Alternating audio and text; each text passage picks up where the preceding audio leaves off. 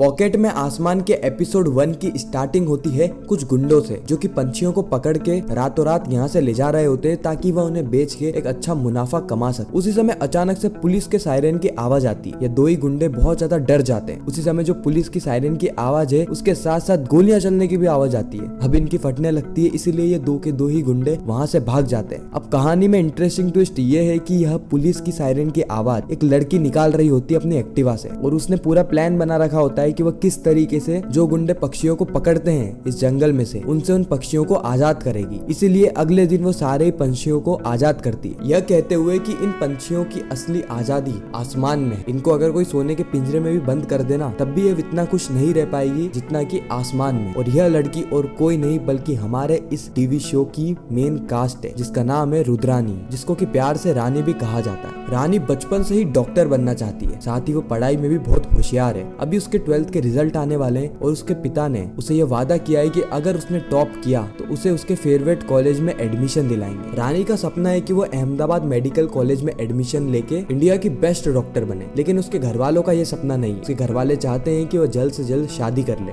और इनके बीच की मानसिकता का यही टकराव आगे जाके कहानी को और ज्यादा मजेदार बनाने वाला है कि कैसे एक लड़की जो कि अपने पॉकेट में आसमान रखती है उसे पिंजरे में बंद कर दिया जाएगा, उसके सपनों को एक कैद में रखा जाएगा। रानी के घर वाले जब उनकी बिजनेस की बात कर रहे होते हैं कि आज उनके ट्रक जो है वो टाइम पे नहीं निकल पाएंगे क्योंकि कोई सा ब्लू ग्रीन कॉरिडोर बन रहा है। अब यह बात सुन के रानी एकदम शॉक हो जाती है, एकदम एक्साइटेड हो जाती है, क्योंकि उसे पता है कि इस कॉरिडोर में ऑर्गन्स को ट्रांसफर किया जाएगा, और यह खबर तो टीवी में भी आ रही है। इसलिए रानी फटाफट जाती है और टीवी को ऑन कर लेती है, जहाँ पे टीवी के अंदर रिपोर्टर कहती है कि इस कॉरिडोर को हाल फिलहाल के लिए आम जनता के लिए बंद कर दिया गया है, और दिग्विजय गांधी जो कि अहमदाबाद के सबसे बड़े डॉक्टर हैं वह यहाँ से निकलेंगे। अब उसकी फोटो भी बताई जाती है, लेकिन रानी उसका चेहरा नहीं देख पाती है। अब हमें दिग्विजय सिंह बताया जाता है, और हॉस्पिटल वाले तो बहुत ज्यादा डरे हुए रहते हैं कि अगर इसने गुस्से में आके वहाँ पे किसी पे हाथ उठा दिया तो बेजबरन में हमारे हॉस्पिटल की बदनामी हो जाएगी। फिर दिग्विजय उनके पास में आके कहता है कि अगर आपके पास और कोई ऑप्शन है तो आप उसे कंसीडर कर लीजिए, मैं रहने देता हूँ। लेकिन सभी जानते हैं कि इस हार्ट सर्जरी के लिए दिग्विजय से बेस्ट डॉक्टर पूरे अहमदाबाद में कोई है ही नहीं, इसलिए उन्हें मजबूरन दिग्विजय को जाने देना पड़ता है। अगले ही क्षण हम रानी को देखते हैं जो कि बैग लेकर स्कूल के लिए जा रही होती है। उस समय रानी के भाई रानी को रोकते हैं और कहते हैं कि कहाँ जा रही है, सारे रास्ते तो बंद है ना। रानी कहती है कि भाई आज मेरा रिजल्ट है, स्कूल तो जाना ही पड़ेगा ना।